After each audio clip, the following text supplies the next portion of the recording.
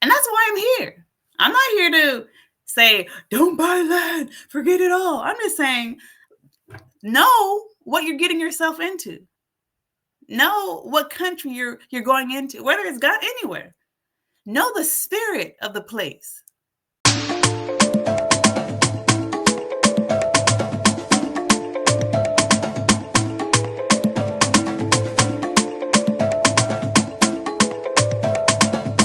When they said this is Ghana, it took me back to China. Because when I called the U.S. Embassy when I was in China because they owed me money, I said, they're breaking the law. And the U.S. Embassy representative told me while I was in China, they're like, yes, they're breaking the law. But this is China. Just because it's a law doesn't mean they have to follow it. And I said, what? So now I was sitting in that yoga office and they said, this is Ghana. I had a flashback. I said, oh, so this is just like a China, huh? Got it. Understood, right? Was I wrong about cost? No, it wasn't wrong. We know what fraud is. The hell? I don't even have a site plan, and now they're telling me I can't even register the land because it's someone else. It's not Cost land. It's not Lens Gold land. It's some other chief's land. I said, okay. The fact that the Ghanaian government does not have real harsh punishments for theft, fraud shows the issue is not just with people like these fake-ass landowners, but the government itself. Folks, right? Know the spirit. And then handle it from there. China is an authoritative country. Let me tell you, China was life-changing for me. And I was there during COVID. If COVID didn't happen, I'd probably still be there because I was so happy there. I mean, the best. I was treated better there than in Ghana and in the States. I'm still shocked that COVID just put a wrench in a lot of stuff. Okay, so why am I doing this? Like I said, because you guys need to know. Like you said earlier, some of you guys want to visit, some of you guys want to relocate, some of you guys want to buy land. Well, folks, there is an emotional and educational gap that I see so clearly that needs to be bridged so we can have better results, right? And I can hear people now, it's you aren't connected to the right people. No, that's not what this is about. I'm talking about implementation of a systematic laws and regulations. I'm telling you that it's not there, right? So yes, it's important to go through the right people, but even folks, I went through all the right steps and still ended up like this, okay? So due diligence. Take your time. Stay emotionally in balance. Approach this with a sober mindset, okay? So yeah, I'm here to bridge an emotional and educational gap. So folks, I'm committed. I'm going to be doing lives. I'm going to be more present in YouTube. I don't know how long the season's going to last, but you have my word. I'm going to do my part. Does anyone know what country in Africa that's easier to move to without these types of issues? That's a good question. See, I'm hearing a lot about South Africa. For example, someone that was in the community that bought land outright like I did, she forfeited her money with costs and said, forget this. And she bought land in South Africa and is very happy. I know other people that have bought land in Tanzania after being pissed off with costs within our group. But remember, folks, also look into the religion and the spirit of the place, right? Because, Zanzibar is great and beautiful, but if it's mostly a Muslim community and that's not what you are, and that's not what you're going to try to change your frequency to meet, look into that stuff too. Through your experience, did it provide clarity or more clarity? Provide clarity or more clarity for you? Even more clarity.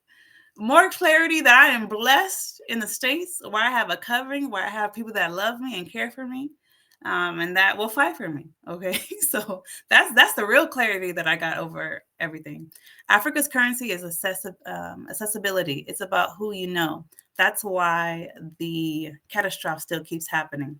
Yep, that's why we need implementation of laws and regulations. This comes as no surprise at all. I never had a good feeling about the whole year of return. Woo! That was a call that got me. That's why I came back. I'm not came back, but that's what triggered my interest. I said, oh, let's go experience that. And I went through the Ghana Investment Promotion Center brochure. Cost was listed in there. I said, okay, I feel better about that. It was a government sponsored brochure, and I still ended up like this. Hello. Certain parts of South Africa are also certain parts in Namibia is okay for the moment. I also heard of Rwanda. I heard Rwanda is up there, but folks, I believe in leading from the front. So if I have not gone through the process, I do not stamp my approval on anyone. The year of return, 2019, was a scam. And you know what's crazy? I can't say it wasn't, because I feel swindled. Straight swindled. I love the participation today. Thank you. Yes. The whole world is a chessboard, and the FBAs have to make moves where we have recourse.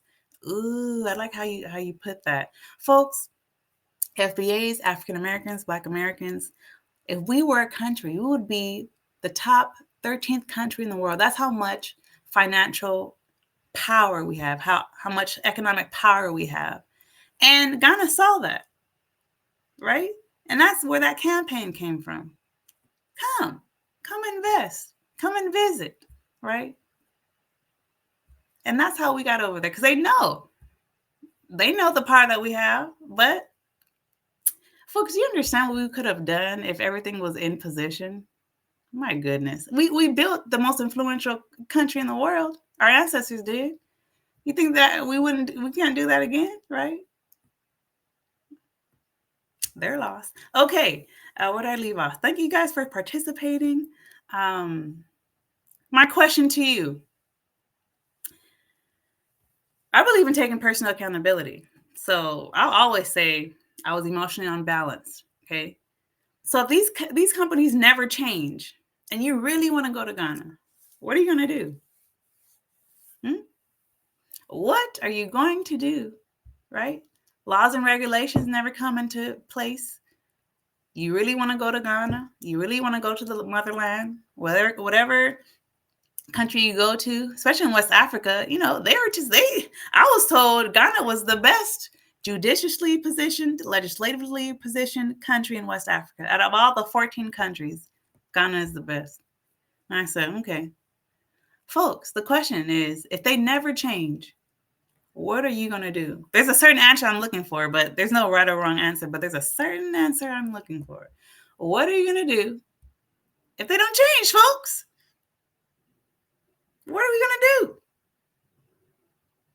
Because obviously they're allowed to do these. They're allowed, right? Because in the States, the evidence I had, and I brought it to the FBI, I brought it to the BBB, I brought it to what?